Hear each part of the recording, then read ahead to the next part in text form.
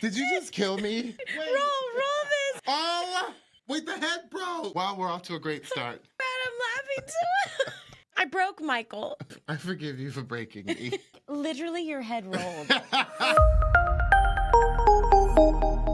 On that note, maybe we should Get started. Hey everyone, I'm Michael James Scott with a broken head. Hi, I'm Ashley Eckstein, and welcome to HypeFriend. It's gonna be an episode. Here we go. It was like totally a normal morning, actually. It was, actually. Everything was going like easy. And then right before we were about to like press record, I broke your head. I mean, Michael. That's all right.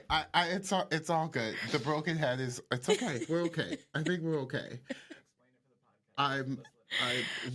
Well, right before we started, we have the figurines. Oh my Ashley gosh. went to, what did you do?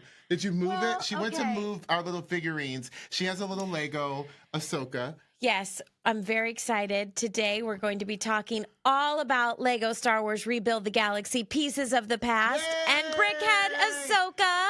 So I have my BrickHead Ahsoka here. So of course I had to have my mini Michael. And this is my U2's mini Michael, Genie Michael, that has been made. And Ashley moved it, but when she moved it, accidentally, it fell, and this is what happened. Boom. Oh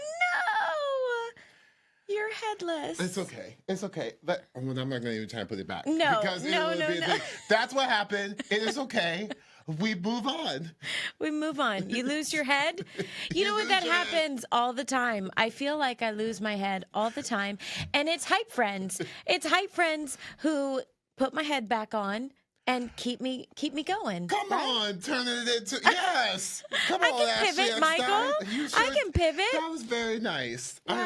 Yes. You have saved me more than one time, many times actually, when I feel like I lose my head, and you're there to save me. So well, look at I know.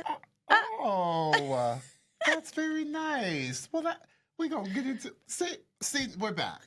We're back. We're back. You know, you go through a rough patch. Can I just say, it has been so. We've been building this, this podcast and this community together, and I must say, it has been so wonderful with so many people really responding to the show and responding to the community and it's been really, really lovely. So thank you to everyone out there as we continue to build. It really has been so encouraging, and we feel like we knew why we wanted to do this and why we wanted to start it, and it's just been really encouraging to keep going and really build it because people are responding to all of the layers and everything that is friendship and what a hype friend means and everything that goes when you say that word, right? Yeah, and I mean, we talked about it in the first episode, but we were so intimidated to come out and say we're starting a friendship revolution, one hype friend at a time. But it's working. It's working. It's working, and we're doing it together with you all. We love your feedback, like Michael said. But even the two of us, we're on a journey too, because we all have days where we're lonely or we wish that, we could have more friends or hang out with our friends. And I've learned so much already about friendship. Yes. And I've too. Actually already put a lot of what we've talked about into practice. Yeah. Yes. It's really. Yeah. I just had to say that we've both been talking about the response, and we've actually been talking about it a lot. Just sort of like this idea. It's happening. What we've been talking about that we want to do and what we want to have happen, and because of your feedback and because of your action as well. It's like a full reciprocation. Yes. We're responding, so we're doing the things. It's really, really exciting. Well, I talk a lot about manifesting. Yes. I am a big believer in manifesting. But the first step in manifesting is to just say it out loud. You have to throw it out into the universe. Yeah. And, Michael, my birthday's coming up. Guess what I get to do on my birthday? What are you doing on your birthday? So my husband, David, is a part of a baseball fantasy camp for the St. Louis Cardinals, and they're going to be at the Field of Dreams. So, you know, the movie Field of Dreams. So I get to watch the movie Field of Dreams on the Field of Dreams, like the actual Field of Dreams on my birthday. And I feel like that's what we're doing with HypeFriend. I mean, we're not building a baseball field, but the famous line, if you build it, they will come. And I feel like, you know, that's what we're doing. Yeah. Like, if you build it, they will come. If we build this friendship revolution, people will join. They will come on board. I love that. Yeah. I love that. That is a very Ashley Eckstein birthday. P.S. May I just add? I didn't even try. Like, that is a full. I love that. I love that. Yeah. And with that, welcome to this episode. Well, wait a minute. It's time. It is time. It's time. Because we're together. We've actually been able to be together for these last episodes, which has been so lovely and rare. And we're excited, and we're going to hold on to those, because when we can, it's really awesome to be able to be in person, because we won't be able to be in person all the time. Yeah. However, when we are in person, we definitely give you a full baking situation, because Ashley Eckstein, one of her love languages is baking. So we are going into it, because today is really exciting, ladies and gentlemen. Ashley bakes! Ow! What do we have here? Okay, so I haven't tried it yet. I experimented. So all my friends and family know that my specialty is monkey bread. You know, it's where it's, you know, like biscuit type dough that you cover in cinnamon and sugar, and then you cover it in like a toffee glaze, and then you bake it, and it's the most delicious thing ever. I can make it vegan, but I've never successfully made it gluten-free. So I've really, really struggled. Well, my friend, Cut to Sweet Lauren. Sweet Lauren. Okay, so Sweet Lauren's just released a new pastry dough. And I thought, it's not exactly like, you know, a biscuity dough, but maybe I can like kind of do a monkey bread situation. So I rolled it out and I was like, okay, I can make a cinnamon roll and cover it in my toffee glaze. Well, what I didn't account for is that everything would bake out of it. So... Well, they don't look pretty. Actually, they don't look that bad. Like, they look like pastry whirls. Yeah, they look like a cinnamon swirl crisp. A cinnamon swirl crisp. So that's what we're going to call it today. Ashley bakes cinnamon swirl crisps. So I have not tried this. This is a completely new recipe for me, Michael. Let's see. You can use that fork. I will use this one. Oh, this is my plate. We forget the shit plate. So, yes. Okay. You grab your... Whoa. Is it crunchy? It's a very crunchy situation. Oh, but you know what? Here's the thing. The cinnamon and the sugar and all the like fierceness is like on the bottom, and it is like glazed on the bottom. So it's kind of giving you a fierce cinnamony it smells like Cinnabon. Ooh, it totally does. Okay, we're going in. We're going in.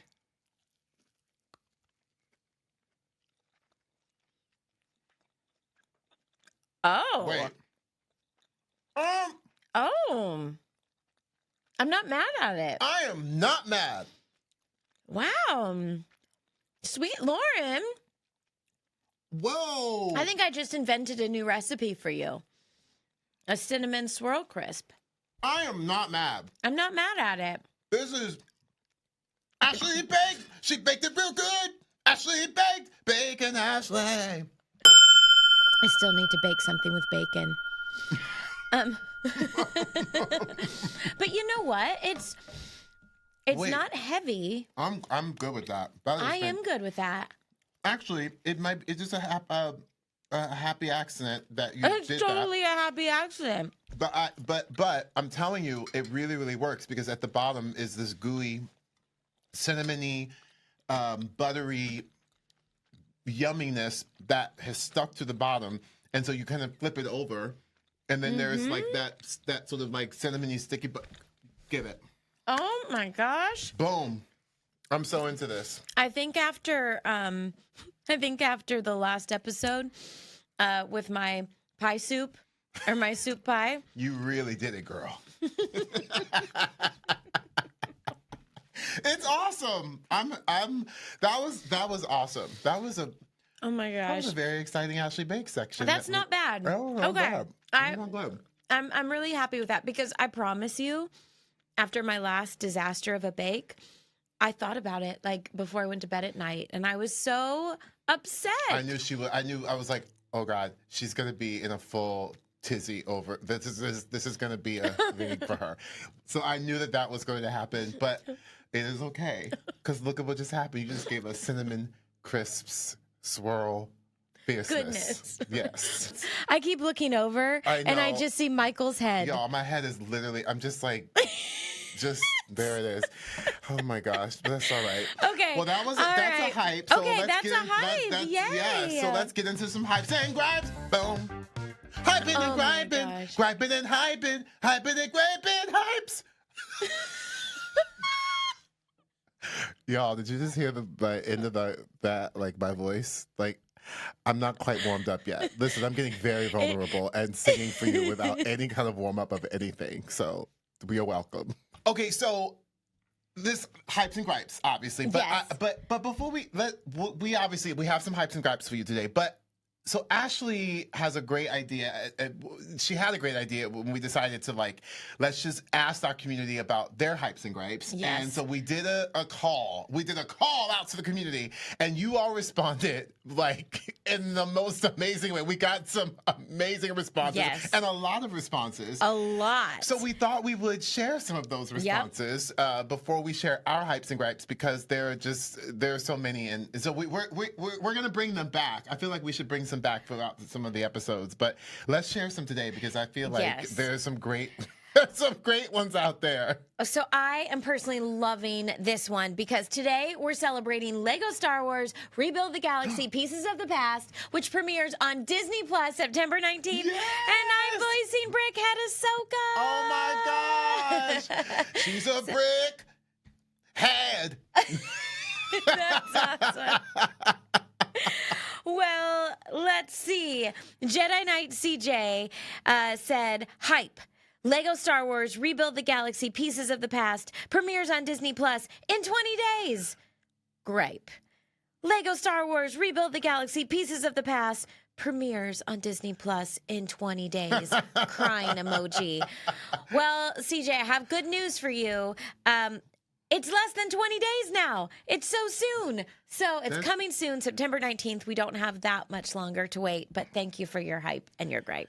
Okay, so April Fools says, hype. First generation student in my family attending a university this fall. Yes. Gripe. Homework. We feel you. We feel you. That's awesome. Yeah, so please keep sending them in, honestly. Yeah, we love them. We have so many, and we are going to do a full episode. Yes. We are going to do a full hype and gripe episode. We're going to do a full hype which and will be, gripe I feel like episode. a recurring situation. Yes. So yes, that we'll do that. So let's get into then our hypes and gripes for the day. That's the music.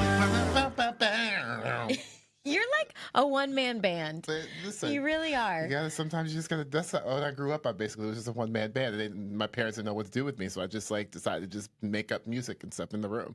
We just went into my full childhood, but that's what it is. I can only imagine you doing a full-out musical by yourself in your bedroom. Absolutely. Act 1. Act 2, I had an intermission, I had an entr'acte, I had a prologue. Are you kidding me? And a finale. Absolutely. Okay, so what's your hypes and gripes? What is it? Well, so we just had Destination D23, Which was so awesome. It was so awesome. And we were with so many wonderful people from our Disney family. Yep. And as a celebration at the end of the weekend, our friend Chris Ostrander, shout out to Chris O. Chris! And his amazing team on the Disney Synergy team organized a dinner and brought all of the kind of talent presenters and everyone together. And I got to help host this evening. And I thought, you know what? One of my favorite things to do with a big group is play bingo. And I literally, like, I woke up in the morning and it was like a revelation. And I'm like, we have to play bingo. We must play bingo. And so I'm like, okay, they might think I'm crazy, but I went to Chris and I was like, you know, I had already organized it. I had it all planned. I had all the supplies, all the support, all the people. And I went to Chris and I was like, do you mind if I add some games of bingo at the dinner? And I'm like, I promise it's going to be fun. And thankfully he trusted me. But it was so much fun. Y'all, it was so much fun. And you were living your best life. I actually won one of the rounds. Michael won bingo. Can you even? I mean, the fact that I was very, very excited and very, very happy. You got to ring the bingo bell. I fully rang the bingo bell, and I lost my mind because I felt like I won like $20 million. And I ran around the room like I was literally it was amazing. And our friends at Lug, they gave the gifts were these amazing Lug bags and different kinds of Lug bags, including a new Lug carry-on suitcase that was basically the fight of the entire evening with all the winners, because it was kind of like a white elephant situation when you won the gift, that like after you won, you could actually go and steal the gift. So mine was stolen from me. I got a beautiful Lug bag. It regardless. However, it was really, really fun. It's Those were the gifts. Yes, it was so much fun. But the competitive nature of playing bingo is no joke. And I know that I think you play it with your neighbors, like you all like get together, do it, right? Once a month we play bingo as an entire neighborhood, and it's the most amazing thing, and it really brings people together. And that's why I wanted to do it, because you know, whether it's bingo or whether it's another game, it really brings friends together, and you laugh so hard you cry, and it's just a great thing for a community to do, or just a group of friends to do. So play bingo, play games. Trust me, you will love it. Yes. That's a hype. Yes. B-I-N-G-O. B-I-N-G-O. B-I-N-G-O. And bingo was his name. Ow. All right, Michael, what about you? Ooh, okay. So this is actually really, really cool. It's when you make a plan and the plan comes to fruition, like it actually happens. And this plan happened because of HypeFriend. Yes. So you know exactly what it is. Yep. Our gorgeous, amazing friend Leslie Margarita, who was on a couple episodes ago. Shout out to Leslie Margarita. Hi, Leslie. Hi, girl. She was coming to Disney, right? Yeah. So after the episode was over, we just said, hey, what are you up to now that Gypsy's over? And she said, I'm going to Walt Disney World. And Ashley swooped in like the full fairy that she is. Like, I mean, I guess I'm also a fairy, too. You are? What are you talking about? Just like in general. Okay. Keep telling your hype. Okay, Keep telling your hype. Okay, so see. Okay, so we got together and it was so amazing. We were like, okay, we're gonna meet you. And Ashley fully hooked them up with, some really awesome ticket situation, the ticket goddess that is Miss Ashley Eckstein. And you hooked us up with some VIP viewing of the fireworks. We joined forces and we all met at Disney World. We got to they had a full day before we got to meet. And P.S. just side note. So Ashley and I and my husband Jeremy, we actually came in to meet them, but we came in later and before we met them, we saw the new nighttime parade, which is the Disney Starlight, Dream the Night Away. Thank you. And it was incredible. And there's so many things I want to say about it that I'm going to hold for now, and we'll get into that later. But you did get to see my very dear friend, the Blue Fairy. I got to see your very dear friend, the Blue Fairy, and it was very exciting. And I'm holding back so many things that I want to say. So on a future episode, we will get really into it. Yes, yes. So anyway, it was incredible. And then we got to meet Leslie and her husband. Yes. And they got to see Happily Ever After for the first time. It was so cool. It was so cool. So we watched them watching it, which was just so magical. And that show was so beautiful anyway. And we got to experience a fun little Disney magical night together. And it was a plan came together. We said, let's do this. We got together and we did it. And it made it out of the chat. But you know what I love is we never would have got together with him at Disney had it not been for HypeFriend. Okay. That happened because we got together to talk to Leslie about friendship, and then we hung out. Like, it was so cool. Okay. Gripe. Yeah. So here's a gripe. And I know it's a gripe because it's technically a gripe for Ashley Eckstein. Yes. I think I have been the culprit of it, but it is a gripe, I think, for lots of people out there, which is why I think we should bring it up. Yes. So, do you want to say it? Well, okay.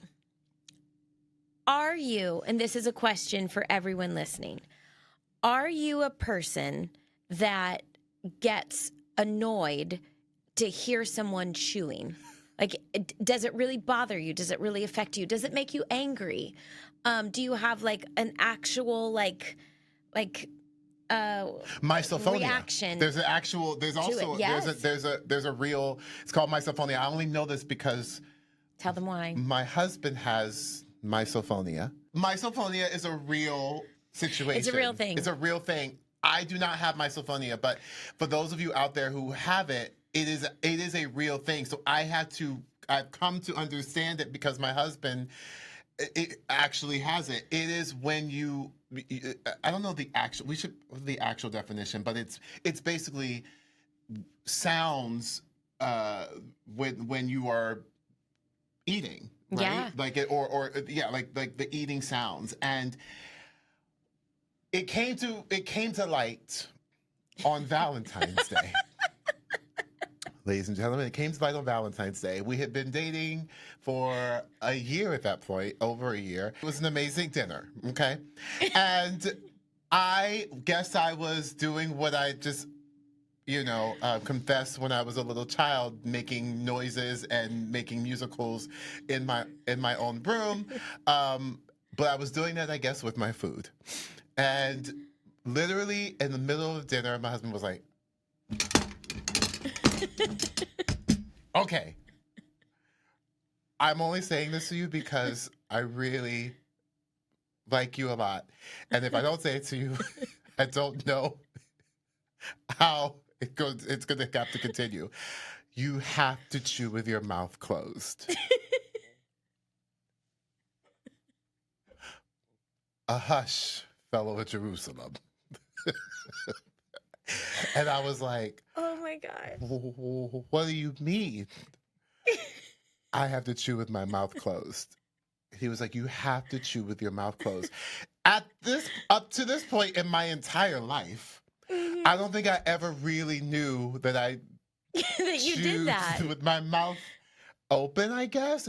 But I was like, I like to sort of like talk and like, I guess that was an issue, and it really was a thing. And I was actually very self-conscious about it. I've still worked on it. Sometimes I think maybe sometimes it still happens, but it is a real thing. That was a big gripe. Yes. Well, and I think, a lot of what we talk about on HypeFriend is just social etiquette. I feel like we don't talk enough about social etiquette. And, growing up, my mom, it actually was a big pet peeve for her if we smacked our lips when we were chewing. She would always tell us, don't smack your lips. So it is something I was conscious of, but not to the level of like, oh my gosh, my chewing could really bother someone. Well, fast forward, my poor husband's not here as we're filming this, but I am going to talk about it because he knows that I talk about this. It's just not possible for him to chew gum like quietly. He chews gum and he smacks his lips. Like that's just he's baseball player. That's what they do. And he just chews his gum very loudly. And so yeah, what does that sound like? Oh, what does it look like? He just, bless his heart. It's just like,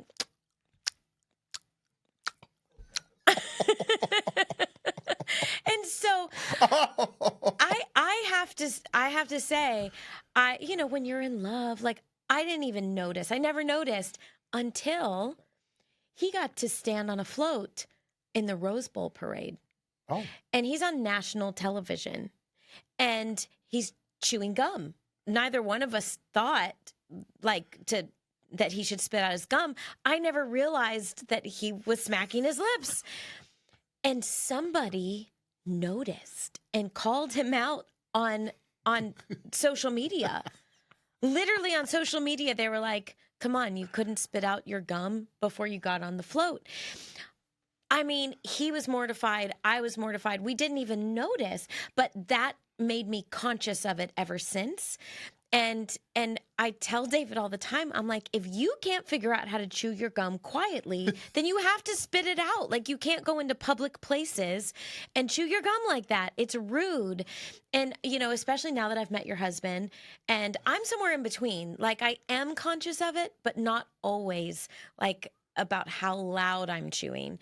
And so I think it's just, it's respect, right? Like you need to, especially if they're your friend, you need to understand what makes you comfortable around me. I don't want any of my friends to feel uncomfortable around me.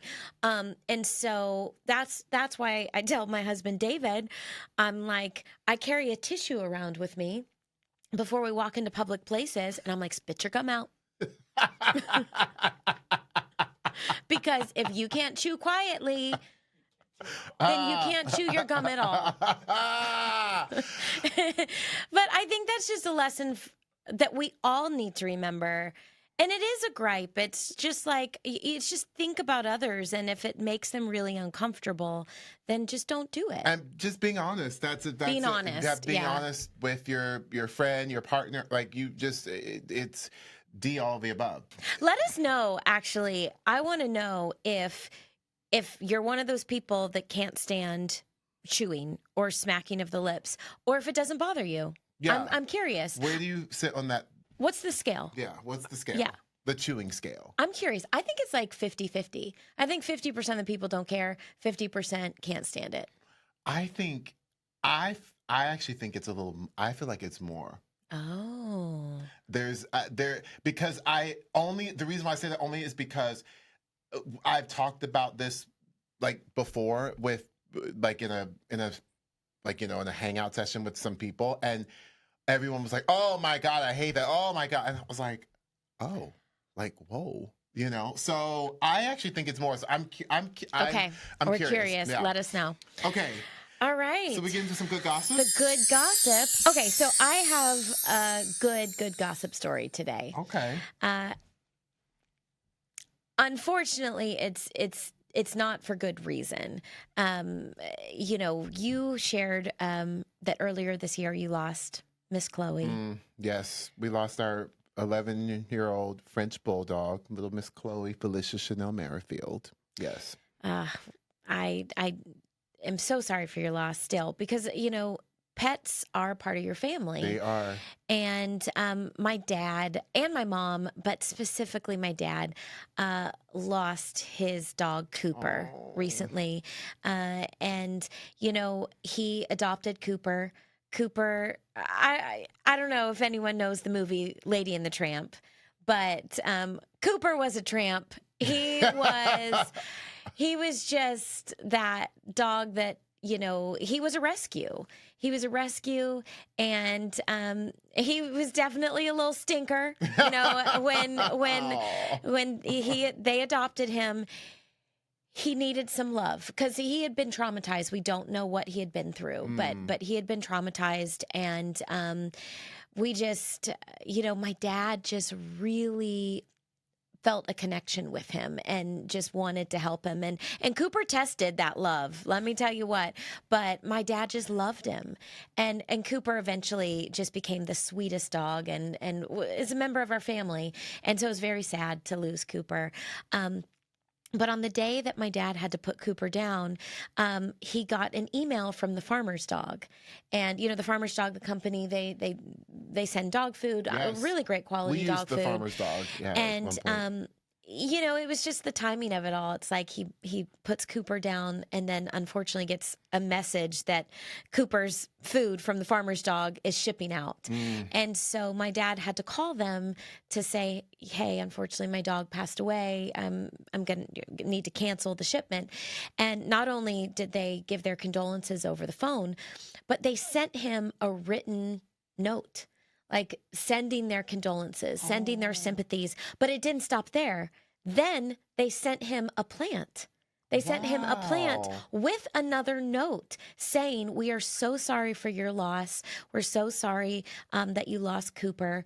And we were so touched. Like, my dad was so sad. It was really rough to lose Cooper.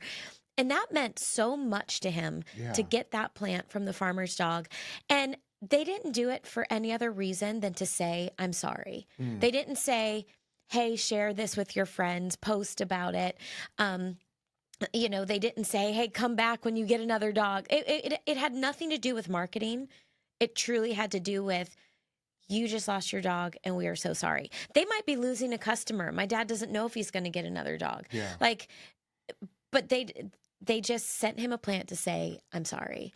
And that's amazing. So shout out to the team at the Farmer's Dog. Shout out to the Farmer's Dog. Thank Dog. you for doing that. You did it purely for the right reasons. And it really made a difference to not only my dad, but to the whole family. So that is the good gossip. Boom. All right. All right. I am so excited about our neighborhood drop-in today, Michael. We have two incredible people joining our Hype Hood. Oh, yes. Yeah. And you've been talking about them actually for a while. So I'm really excited to meet them. We also have mutual friends. Yes. I'm really excited about meeting them and getting into it because they are pretty awesome. Well, you know, I met Dan and Benji when I was asked to voice Ahsoka for Lego Star Wars Rebuild the Galaxy, Pieces of the Past. Just that little tidbit. Yes, which comes to Disney Plus on September 19th. Yes. But I had heard so much about them, and, you know, they're very accomplished.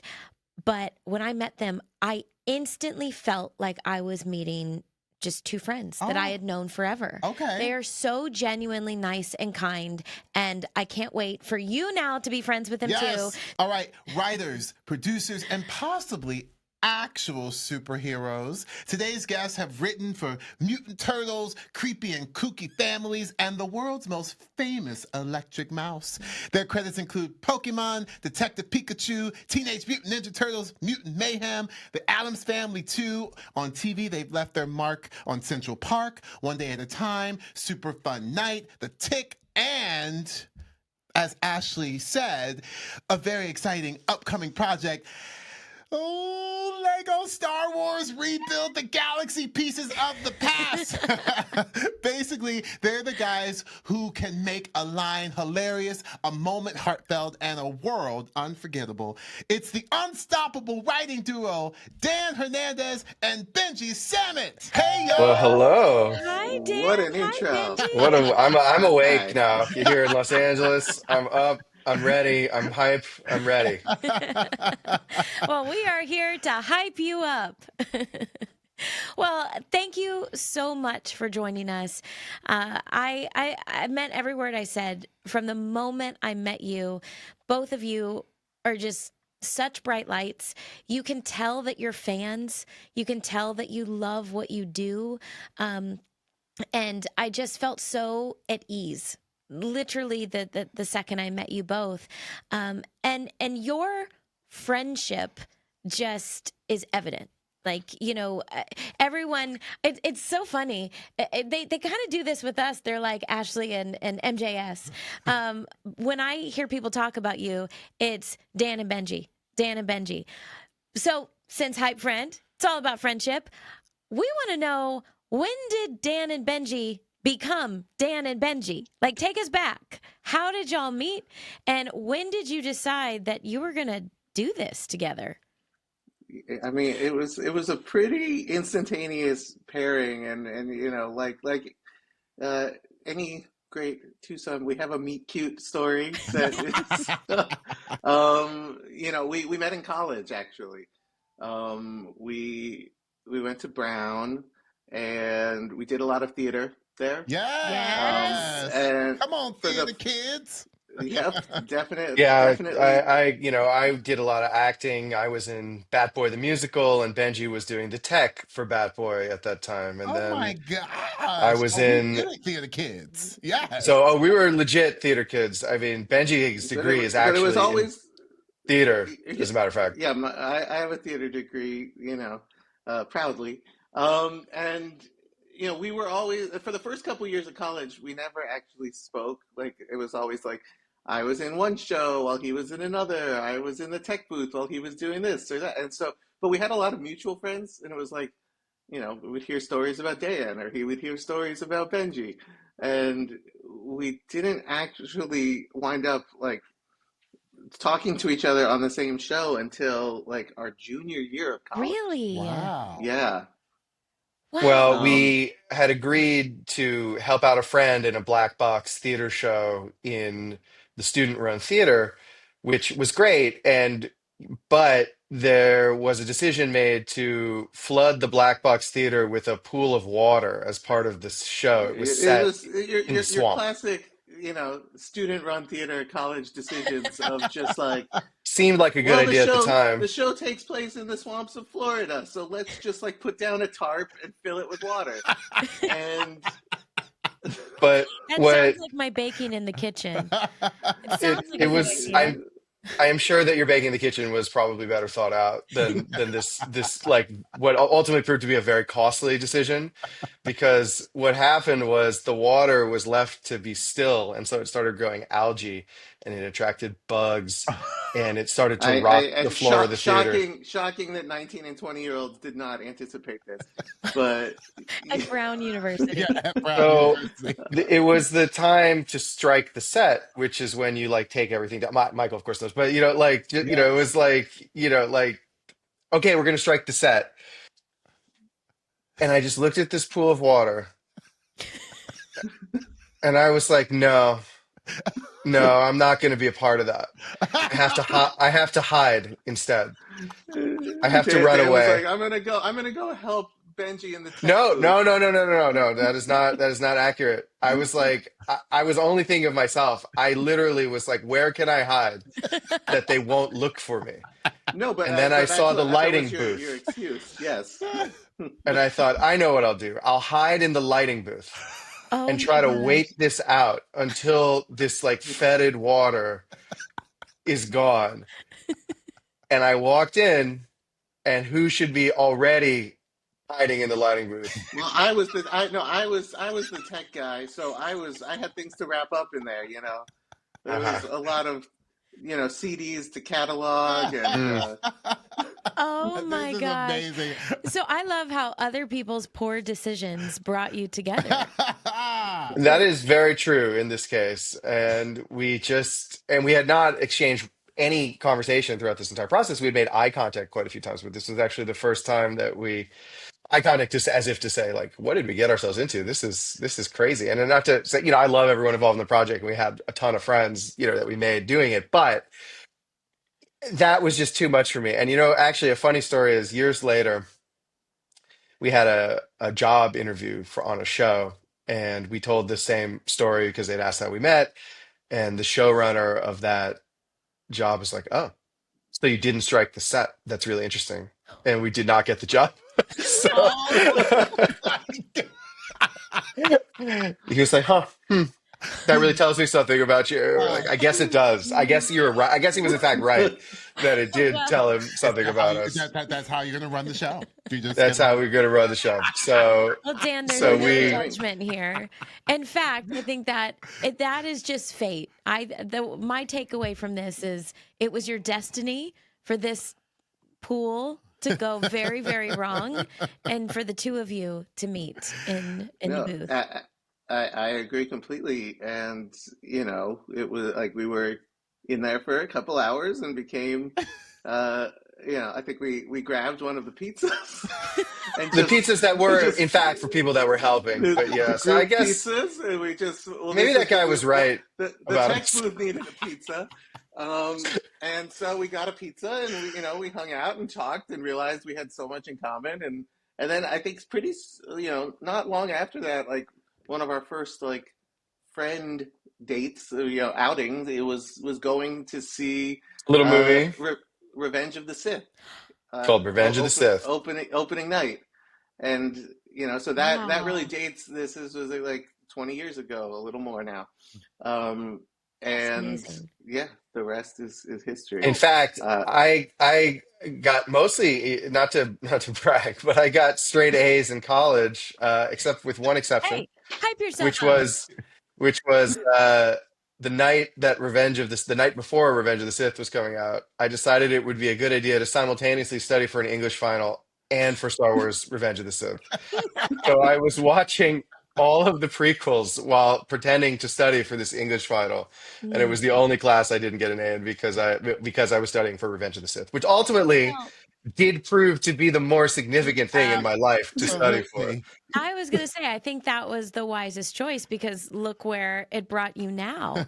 So, okay, so I feel like, so I'm also going to preface, Michael has never seen Star Wars.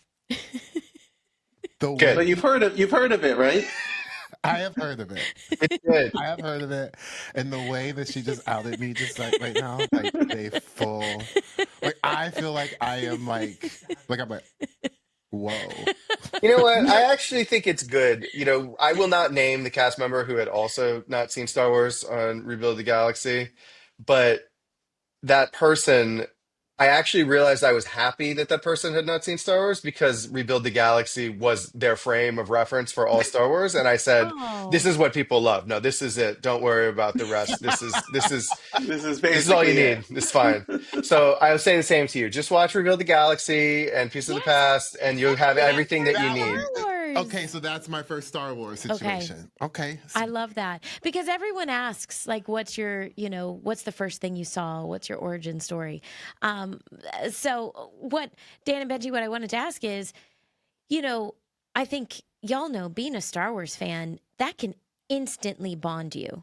Like, once you find a fellow fan and especially have an experience like that, getting to see Revenge of the Sith on opening night. I mean, so were y'all like instantly bonded after that? Has Star Wars been a huge part of your friendship?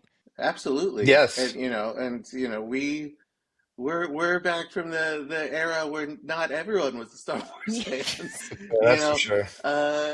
And so it definitely. I mean, also like us becoming friends, like in the lead up to Revenge of the Sith coming out and being able to talk Star Wars and theorize what was going to happen, what's it going to be like, or what are we going to see, and then dissect it afterwards. Like so much of our formative friendship time was talking Star Wars as a new movie was coming out. As a matter of fact, one of the things that's in the first Rebuild the Galaxy special are Ewoks that are bounty hunters. Yes. And that was an idea that was first born all those years ago when Benji and I were just talking about Star Wars just in our spare time, because I remember saying to Benji, "Oh, I've had this idea for a while. I think it'd be really cool if, like, what if some working piece of technology landed on Endor, on the moon of Endor, and then the Ewoks found it, and one was really smart, and he taught himself how to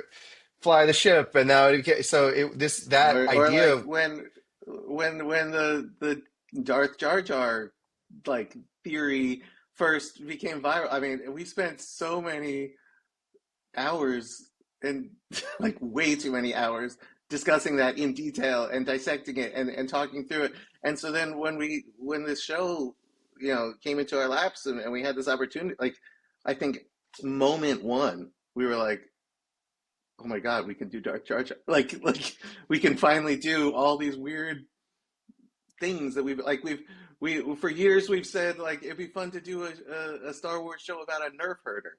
And so like it was again like day one, like we spent all this time talking about nerf herders, we've never seen one. And so it's like it's things like that that yeah, like just our fandom conversations years later led to us actually doing the thing. Can I ask you a And it's quick really cool. question? Because Yeah. you all are in like full Star Wars, like you all are like in it right now. Like, well, what is the Darth Jar Jar? So how do I get into it? So there's dance it. There's this character. I'll let Benji handle this one because it's a winding path. I can say concisely. I'm glad I prefaced that Michael has never seen Star Wars. I did not know. Have you heard of the character Jar Jar Binks? I have Jar Jar Binks. Yes, Jar Jar Binks. It's Jar Jar was like okay. So there was a silly in the first prequel, The Phantom Menace. The silly sidekick character is a good guy. His name is Jar Jar. He was he's loved by some at the time. He got irrational hate from other people. Like it was just a controversial figure. And it was sort of the beginning of some of the toxic side of the Star Wars community. But he's a lovable, funny character. And years later, 15 years later, a theory that someone posted online went viral, like in a very meme moment, which was basically like an elaborate breakdown of how he was actually secretly a Sith Lord, a bad guy like Darth Vader, and they had evidence and like scenes and like freeze frames of shots and like all this full breakdown, and so people started believing it. Like, well, yeah, like that's clearly what George Lucas intended. It was not, but it was such a well-researched thing, and it was such a funny concept that people took to it. And so on our show, Rebuild the Galaxy, the concept of it is the entire Star Wars galaxy gets mashed up. Like it's all built out of Lego. And so we wanted to recreate the idea of like what happens like when a kid actually plays with their Star Wars Lego. They don't just like act out the movies as they exist. They throw it all into a bin together, mix it around, and good guys are bad guys are good guys. Like everything gets mashed up. And so in our show, we were like, oh, well, in this mashed up version of the Star Wars galaxy, we can just do Darth Jar Jar for real. And so that's what we did. And Ahmed Best, who's amazing and so sweet and talented, he came back. He was the original voice of Jar Jar, and he came back to do the evil twist on his character, and it's just incredible. And he was incredible, and he had so much fun, and he was improving and had clearly thought about it, and he was totally familiar with the theories, and he just had a blast. And I don't think it's a complete coincidence that Ahmed returned as Darth Jar Jar and suddenly Darth Jar Jar ended up in Fortnite.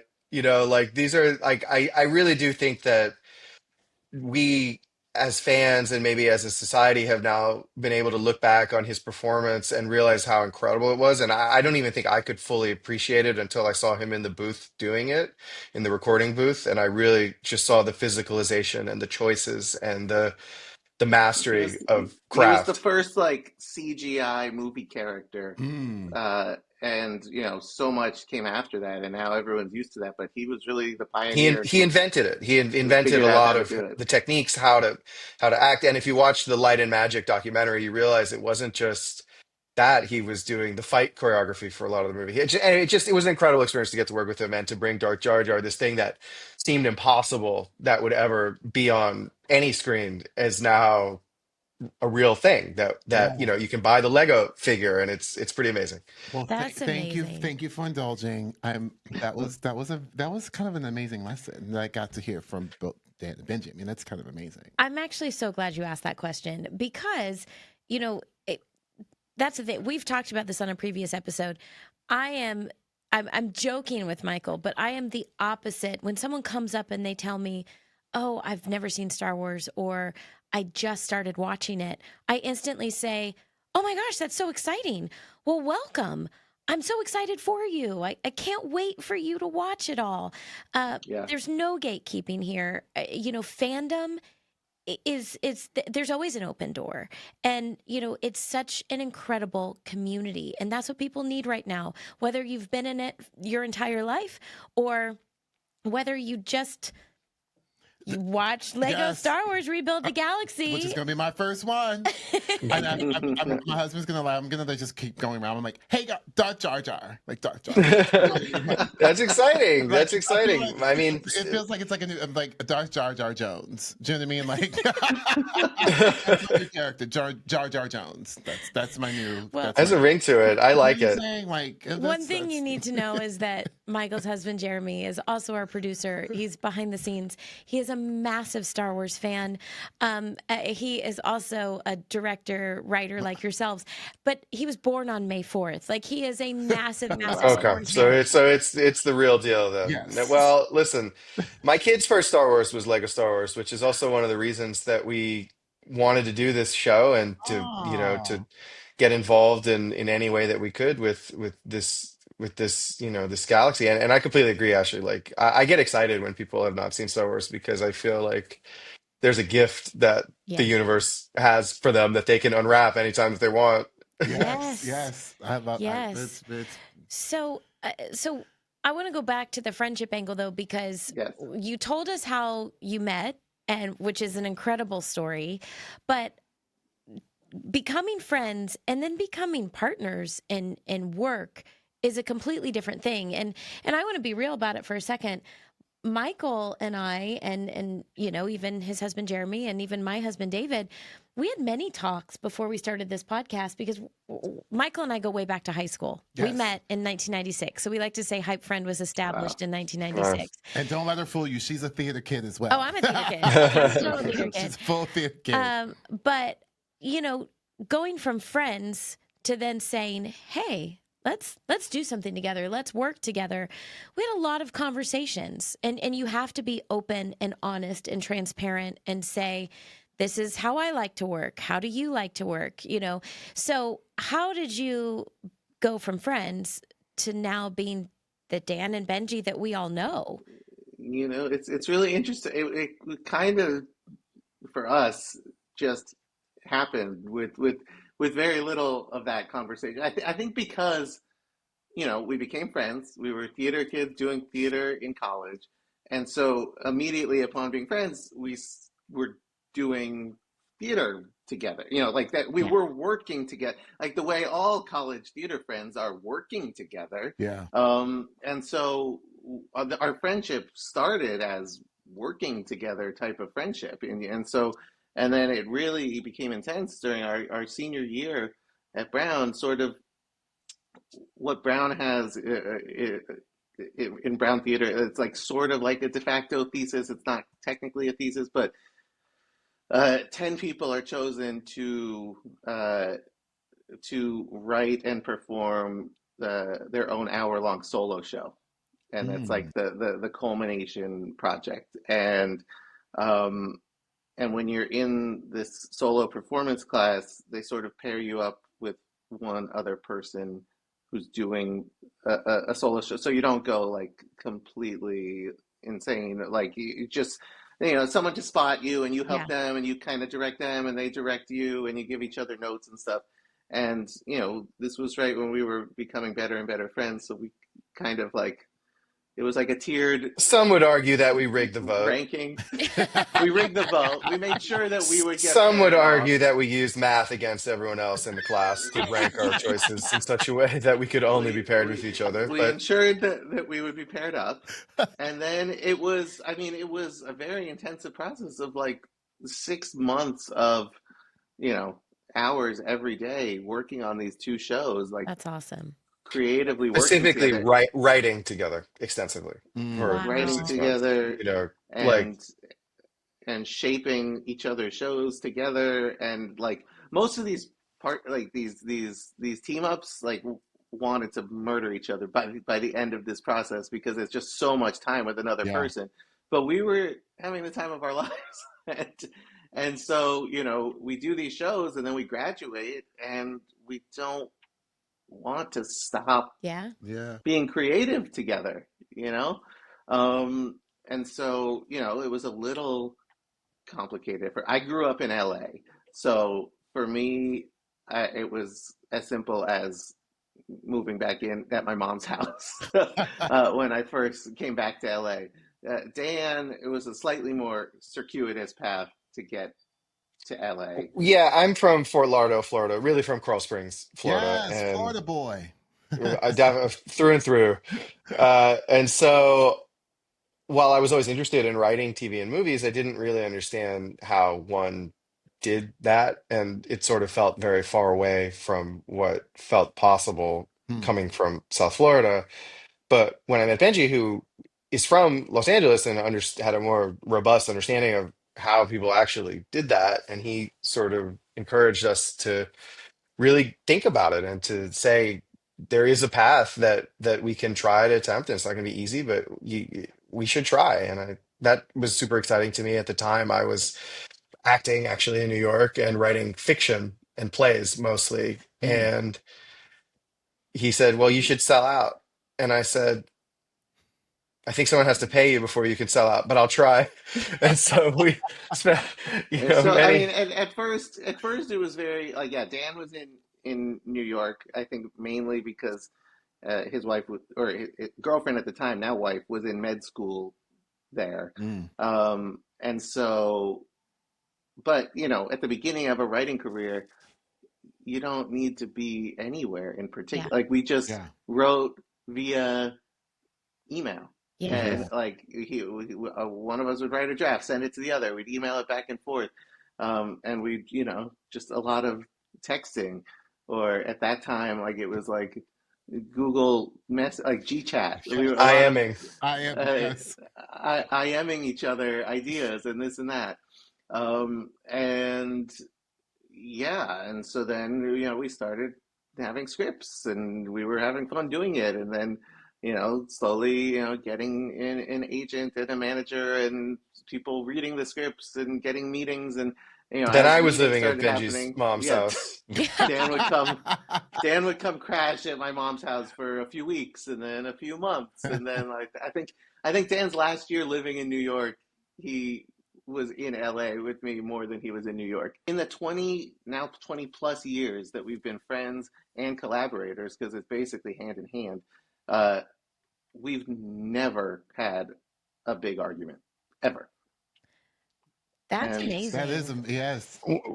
I think it's because I think that there's a misnomer sometimes in partnerships, but I'll talk about writing partnerships specifically, that everybody has to be good at the exact same things at the same level of excellence. And I actually don't think that's true at all. I think that you really need to understand what your partner is amazing at and maybe what you are not as good at. And so if you can kind of be honest in your inventory of yourself, I like writing from a blank page, but I do not like futzing around with, let's move this scene here. And what if we put this line 5 pages down? And then I don't have a lot of patience for that. I can do it. I know how to do it, and there's times, but Benji enjoys doing that kind of stuff. And so but it also requires, if you're going to be a partnership, and I don't like the blank page as much as Dan does. It's like that I find more daunting and overwhelming. And that's the most fun part for me. So I think that what we figured out, at least for our process, was let the person be good at what they're good at doing, as Yes. long as you can put aside ego when something has changed that maybe you did think was good. Obviously, so now you all have history, you like have your things. So, but my question for you both individually would be then when you hear the term hype friend, what does that mean to you individually? I guess my initial instinct is just someone that is a champion, Mm. Yes. someone that is going to fly your flag and sing your praises and be that person that believes, and not to say that they have to believe unreservedly or that they have to, not challenge your ideas that maybe aren't good, or that or to help, give you like some guide rails. I think that part of being a hype friend is to help people kind of stay on track, and maybe they have some perspective on you that you don't necessarily have on yourself, and so they know.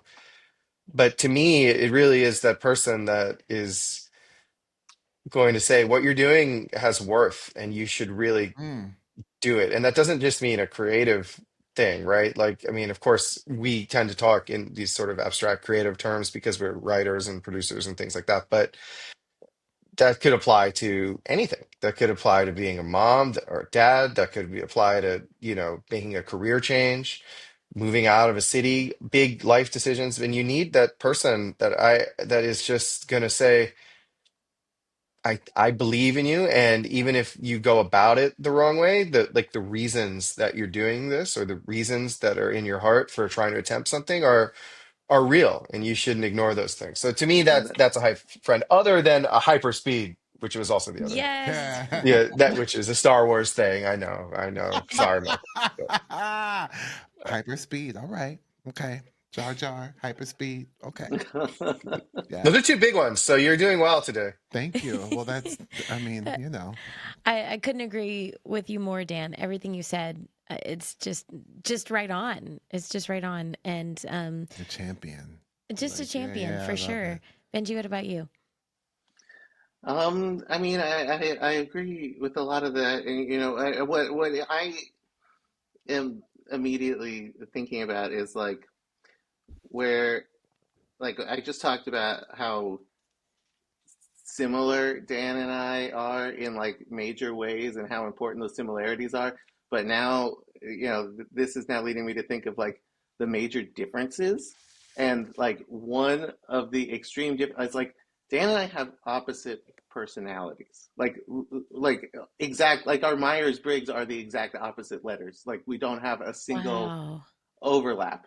And, like Dan has, the bigger emotional personality, and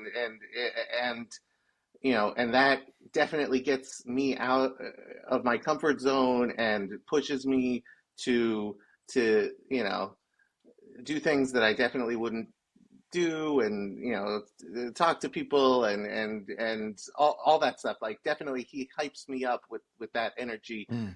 and whereas I think I can calm Dan in a way that very few others can't. Like if he's upset or feeling anxious about something, Yeah. or like it's like the perfect yin yang partnership where like our energies, they don't butt against each other, they like perfectly complement each other. Yeah. That like, so if he's having, like, it's rare that we're both having a bad day at the same time. Like Mm. if he's having a bad day, I can swoop right in and make him feel better, and if I'm having a bad day, he immediately can kick into gear and help me. That, and so it's we're not like, we're never like both like sad sacks, like, wallowing away. Like it really is like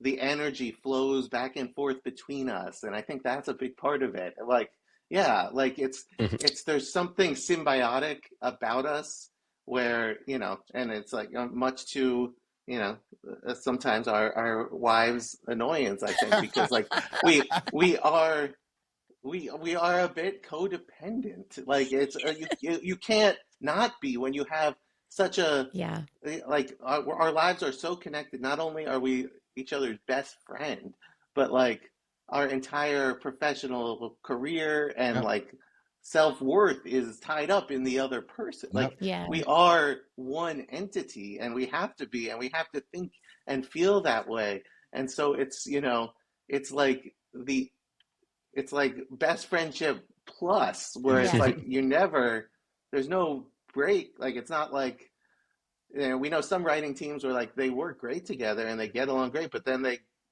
go home and they have different friends that they talk to and hang out with in the off hours. And it's just like we go home from work and then we're texting with each other. And our texts flow in and out of like just normal friend texts and work text, like back and forth.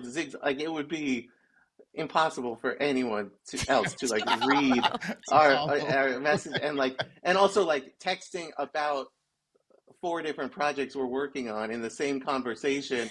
Like I will be writing one script while Dan's writing another, and we are texting each other questions about the other script while we're still actively writing the right. first. Like I mean, even last night, Benji was doing something, and he said, "Oh, I need a joke," and I wasn't even really Dan paying was in the middle of attention. writing something. I was in the middle of writing something else, and I was like, "Oh, something like," he was like, "Yeah, this," and he was like, "Oh, great," and I was like, "Great, good." Like I wasn't even really paying attention to what he was asking of me, but I think that, you know, it's just It's you that, just yeah, the hive mind. have to flow. So much of what you're saying is exactly why we started HypeFriend. Yeah. Because yes, HypeFriend, you immediately hear the word hype and you think it's all about hype, all like keep them up, everything good. But no, it's also about the valleys. It's also about the times when you're down. It's the times when things don't go right. It's the times where you have to literally pick that friend back up out of the depths. And it's important that we talk about both. It's also important. We've had many conversations about this where you think about each other, because especially in your case, when you're a duo, you're Dan and Benji, where very much you're a reflection of each other. Yeah. So it's being mindful of, oh, well, is my decision, my choice that I'm making now, how is it going to affect that person? In many ways, it is a marriage. You know, it is. Yeah. It's a partnership. It's a marriage. And it's important. Those are conversations that, you know, we don't talk about enough. And also going back to what you were saying about each other's strengths, when I started Her Universe, my husband, who obviously being an athlete comes from, you know, a team perspective, he immediately said, I support you, but go build your team. He said, surround yourself by people who are smarter than you. He's like, you don't know all those aspects, and you shouldn't know every aspect. There's other people who are experts, and get them on your team and let them teach you and let them do their job and do it really well. And then, oh, by the way, learn from them so you can do it too. But that's really important to acknowledge. You know what? That's your gift. That's your thing, and I'm going to hype you up, and I'm going to let you do that and watch you shine. I got to watch Michael sing this week, completely impromptu on stage, wasn't planned. They just threw him up there, and he did amazing, and he sang his face off, and I was so proud, so proud. So, anyways, I'm jumping all over the place, but this is really just to say, I think that's why you all are so successful. And because you just complement each other so well, and everything you're saying is the epitome of a hype friend. Absolutely, we all have a mutual friend, and you were just sort of talking about sort of like throwing in the you know, you all's friendship and your connection and all the things, and there's history. We all have a mutual friend by the name of Josh Gad. I love Dan's shake of the head, and Benji's like, so what happens when that throws into the friendship? Well, it's just Josh Gad is really the only person that we've ever thrown into the creative mix of our writing partnership. Whereas, like, Wow. you know, everything is just Dan and me writing together, and that's how we like it, and that's how we feel comfortable. But every now and then, there's been a We project decided or to two. invite the bull into the china shop after we put up all the displays beautifully. And we're like, you know what this china shop needs? Well, The bull. Dan's friendship with Josh predates me. Yes. Florida, yes, right. I So mean, I went to high school with Josh. yes. And I was a freshman when Josh was a senior. But my friends who, you know, it's all Florida school stuff, but a lot of my friends who were the same age as me had gone to middle school in this combined high school with Josh.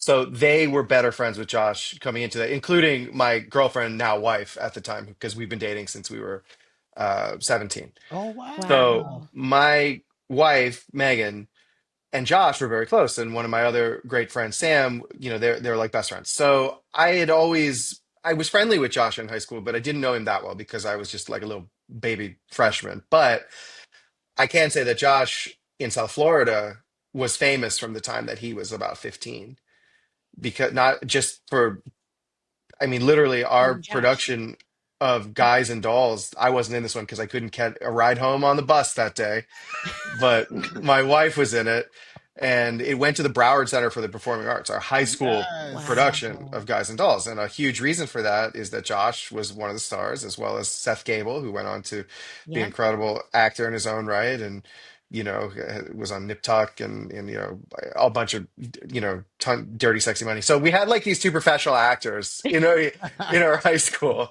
doing Guys and Dolls as the leads. And so for me, Josh was famous from the time that I was just like a kid. And then he went on his, you know, journey. And when I saw him in Spelling Bee and especially Book of Mormon, it was funny because for people that grew up with Josh, it was a lot of us going, oh, well, that's just this, that's Josh. That's what That's he does. Josh. That's his thing. But for the greater world who hadn't grown up with it and hadn't been sort of had it normalized for them, it was this great revelatory performer, which he is. I just think that because we were so close to him in that time, it just felt like, oh, it's Josh being Josh, Josh doing weird things on stage, or Josh, what, oh yeah, Josh, incredible singer. But when, you know, in Spelling Bee and Book of Mormon, it suddenly was like, who is this person? Where did he Yeah. come from? Yeah. And I can tell you, you know, at least in the case of Book of Mormon, he workshopped that show for years. So that character is basically indivisible from him as a human, which I think is why it went on to such acclaim. And so when we started writing, Josh had always said, well, you know, if I ever get a show, I want you guys to write on my show. And we're like, okay, well, let us know when you get a show. And then he did Book of Mormon, and he got nominated for the Tony, which he should have won, by the way. Although Andrew and Josh, whatever. I They have split the complicated vote. feelings. They So, split the They you know, vote. split the Josh and I vote. went It's on a the whole very thing. They first. both should have won. Josh and I went to the very first secret reading of Book of Mormon together, and we've been in it since the Oh, very so you first know, so reading. you were there. Yes. So that, but I do agree. I always thought that they should have just won the Tony together. So there was like, Yes. yes, So yes. I think if there was any justice, they would have won it together. So he came back from New York and said, "Hey, I actually have a show now. Would you guys want to come to the pilot punch up of my show, which was called 1600 Pen?" Yes. And we did, and that changed the trajectory of our careers because that was our first big job. And so we owe Wow. so much of our careers to Josh and that friendship, actually, and being a hype friend, actually, because he always Yeah. believed in us. And so 20 years later, or whatever it is now, you know, almost, or, you know, 15, however many years later, we just wrote Spaceballs 2 together, and we're about, you know, and that's Yay. Yes. going into production. And so that's the other sort of great creative collaboration that we've had. But, you know, but Josh is Josh, I and had so to you put that know, in there because I know that because you both are obviously a dynamic duo, and I know that there has been a connection with Josh. And then once you throw him into the equation, how does that all work out? Which is so really interesting. It's truly such a small world. And you know what I love about the story that you just shared, and it's something I'm a big believer in. I'm very loyal, a big believer in just being loyal to the people that got you there, to your friends. And you know, sometimes someone just needs a chance. And it's especially in our industry, and I guess you could say in any industry. Yeah, It's like, oh well, no, you got to go work with this person because they have all this experience. But I'm like, but no, I've got my friend here, and they're the best person for the job, and I'm going to go with them. And sometimes you just need to have the door opened for you, and I always respect when I see someone saying, no, that this is my friend, this is my person, I'm going to go with them. And I love that he did that for you, and I think that should be normalized more, is loyalty, because so often people, their friends get left behind because it's like, oh well, they don't have enough experience, or they don't have enough followers, or it's I thank you for sharing that, because the more that we can give people the confidence to say, oh no, they're doing that, they're making that with their friends. Well, they don't have that much experience, but they did it and they believed in their friends, so I'm going to do it too.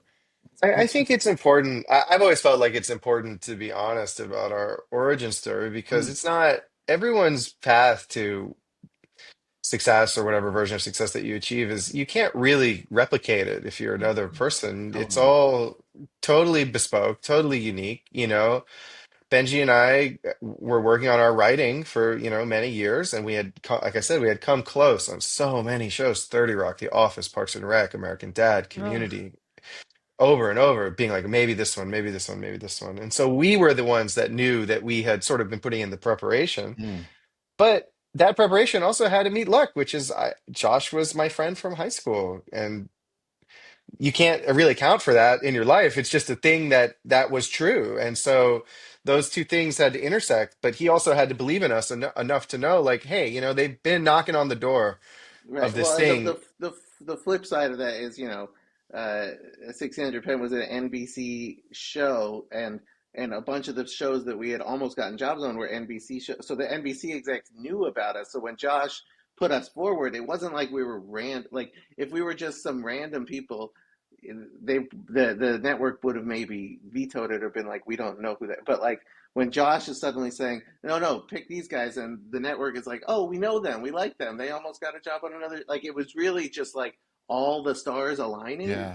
uh, in a way that you can't replicate. I look at our entire career path, and it's like when you look back at it, you can see the path, but in the moment, you don't. Like, mm-hmm. you know, like so one of the biggest failures of our career is what led to immediately into us getting Pokemon Detective Pikachu. Like, and if at the time that failure felt like the worst thing, but Pokemon literally wouldn't have happened without it. And so it's just like Yes. looking back, it seems like a straight line, but it's It not. And like never You is. know, you don't know which of what moment you're in your career. Like something that is a failure could be the best thing that is ever going to happen to you, and you don't know it yet. yeah. And so that's why when we're giving people advice, or it's just like it's impossible to replicate anyone's path. You just have to like Yeah. keep moving forward on a path. And even if you don't know where it's taking you, like it's going to take you somewhere. Thank y'all for sharing that, and it's really cool to hear the stories and what is leading to you, because now we get a whole Spaceballs, amazing, the world is excited about, and a Lego Star Wars movie. I mean, there's this really series, which is really Well, exciting. I just look, there's double. We got I see. Okay, we I, look, Benji's showing his. Mine. The mouth is modified because this was when we were figuring out how to animate this oh, thing.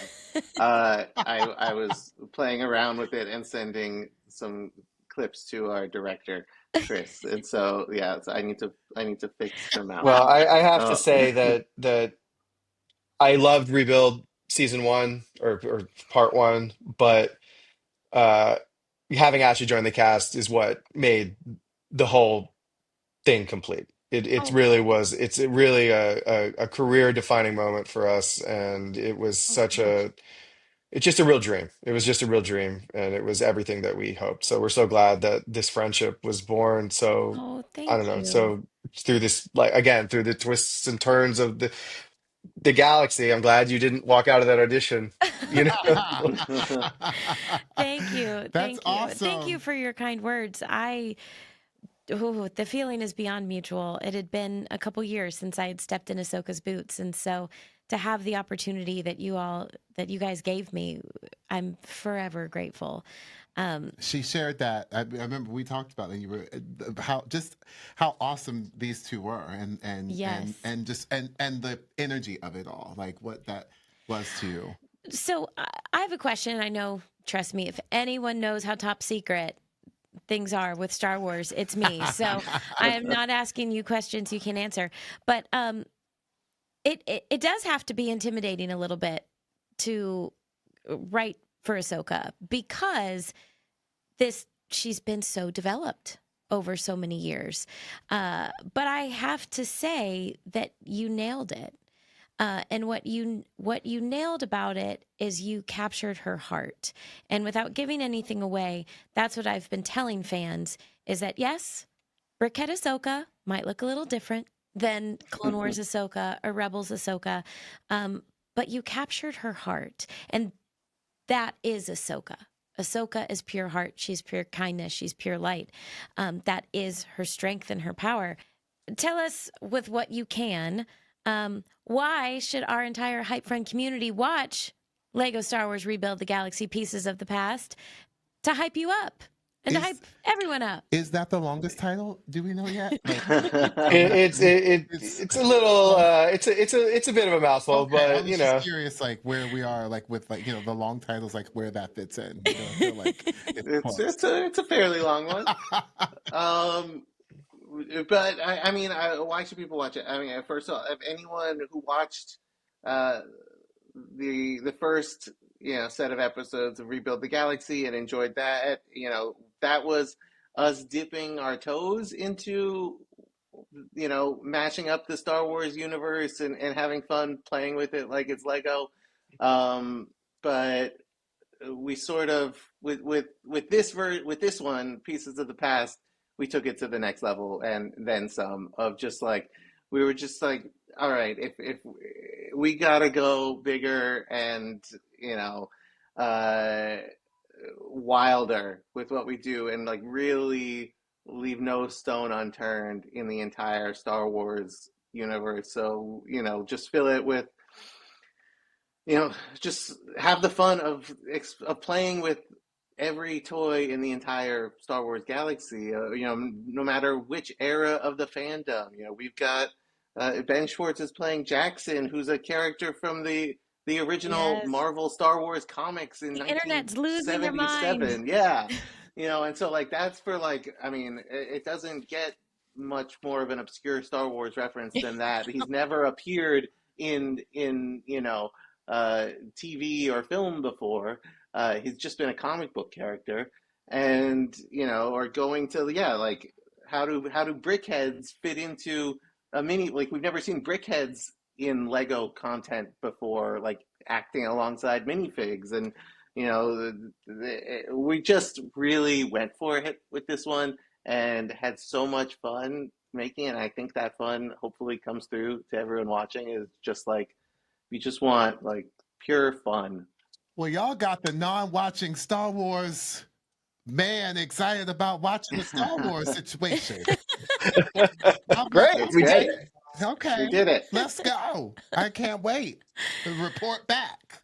We will. We will. I love it. That's so I'm awesome. actually so excited that this is going to be your first Star Wars thing that you've watched. Yes. You've held out this long for this reason. I can't wait to go on this journey with you, Michael. Yes. Congrats. That's so exciting. Well, Dan and Benji, we so appreciate your time today. And I just want to echo what you said on why people should watch this. I'm a firm believer that you shouldn't make something unless you're a fan of something. And it doesn't necessarily have to be your natural fandom, but I think out of respect for the fandom, you have to learn about it and love it to create for it. And even better if you're already a fan of it.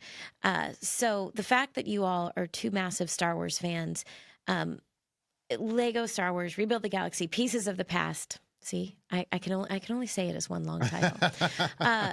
has so much heart because your heart shines through in this. Oh. It's so evident. And all of the projects that you've done, and now getting to know you just a little bit more, even just a little bit that I have, you know, we talk about this. We just said it on another episode. I'm going to say it again. You're genuine. And that's a word that's so powerful. And the fact that you're genuine, it shines through in your work. So we are fans. We are your hype friends. Yes, we hyping y'all up. This is so Well, exciting. I'm your hype friends too. So this has been beautiful. Thank you guys so much. All right. Well, Dan and Benji, thank you so much. We can't wait to follow along just your incredible journey. But now what we need everyone to do is to be the best hype friends. And on September 19th, watch Lego Star Wars Rebuild the Galaxy Pieces of the Past only on Disney+. Thank you guys so much. That was so great. They're amazing. They are awesome. Thank you for sharing them with us, because it was really inspiring to hear their story, hear their journey. It's really, really great. Thank you. Oh, you're so welcome. But you know what? Thank you for introducing me to your friends. And that's what I love about HypeFriend, is that I'm getting to know your friends. You're getting to know my friends. Yep. And our Hype Friend neighborhood, our Hype Hood, Yep. is just getting bigger and bigger. Yeah. So yeah, I mean, I'm just so happy for them. I'm so happy for their success. Yeah. And I'm excited to follow their journey. Yes. Absolutely. So, you know, my one last thing today, I think, is a reminder that opposites attract.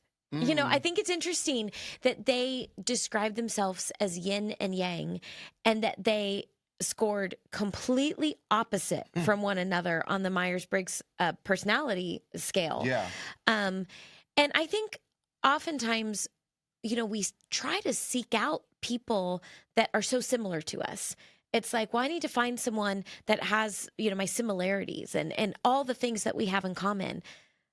Maybe we should be looking at that differently. Like, I think we need to be looking for people that actually balance us out. You know, in Star Wars, Michael, it's a balance of the Force. You know, you have to have a balance of the light side and dark side. You're not one side or the other. You're a balance of both. And so that's friendship. Okay. The friendship force, The or friendship- the force of friendship. I love that. I would then tag on to that for my one last thing. Within all of that we learned today and hearing about the opposites, right, is the idea of knowing your ministry. Oh, yes. You know, knowing what you bring to the table, and I say know your ministry because, you know, it's just a little term that I grew up saying, but it means like knowing who you are and knowing the gifts that you have, and Yes. Truly but really being honest about that, because sometimes I think we want to bring to the table something that maybe we don't. So it's really being honest and really understanding what is that thing that you bring that makes you special, because everyone has it, because they are their own person. They're their own special person. So I think it would be that. It's a reminder. Hearing them say that, I think, was a really good reminder. So that's my one last thing. Knowing your ministry. I have one last thing. Okay. I'm going to hold you to watching Lego Star Wars Rebuild the Galaxy Pieces of the Past. That's going to be your very first Star Wars. Okay. I'm going to hold you to it. Well, all right. I mean, I'm in. I'm gonna go along for the ride, and we'll see what happens. Well, on that note, I'm Ashley Eckstein. I'm Michael James Scott, and remember, be a hype friend. The hype starts with you.